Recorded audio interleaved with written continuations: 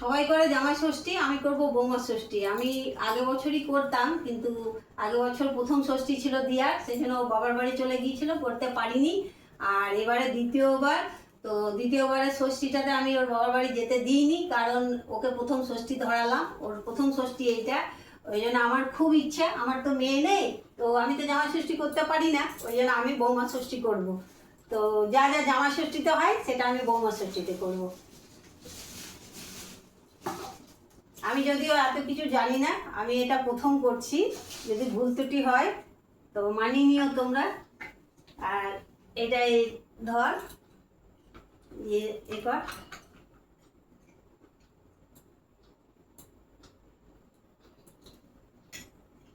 আর আমি আমার বৌমার জন্য কি কি করেছি, কারণ আমার বৌমা তো উপোস করেছে। তোমরা হয়তো ভাববে মাছ মাংস তো কিছুই হয়নি, কিন্তু মাছ মাংস আমি করলাম না, কারণ আমার বৌমা উপোস করেছে।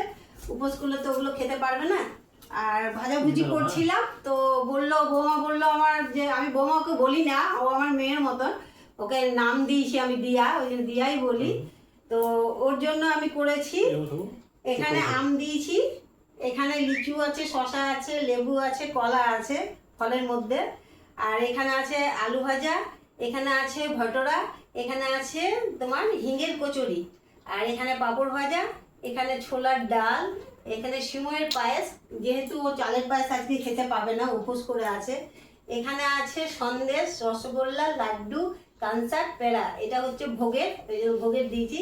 এখানে আছে চিপস, চকলেট, এখানে চকলেট, এখানে আছে একটা জুস, আইসক্রিম। ব্যাস এইটুকুই আমি করেছি, কারণ প্রচণ্ড গরম, বেশি কিছু করতে পারিনি। আর দিয়ে আমাকে বললো মামনি ভাজাভুজি করো না, আমি খাবো না। তো তোমাদের কেমন লাগলো অবশ্যই কমেন্ট করে জানাবে। ষষ্ঠীতে আমি দিয়াকে এই জামাটা দিয়েছি, ষষ্ঠীতে নতুন বস্ত্র দিতে হয়, সেই জন্য দিয়াকে আমি এই চুড়িদারটা দিয়েছি। কেমন হয়েছে অবশ্যই তোমরাও জানাবে কেমন হয়েছে। আর আমি চাই প্রত্যেক বাড়িতে যেন বৌমা ষষ্ঠীটাও শুরু হয়, কারণ জামাই ষষ্ঠীর একাই করবে জামাইরা, আর বৌমা ষষ্ঠী হবে না, এটা হয় না, এটাও যেন হয় সবারই বাড়িতে।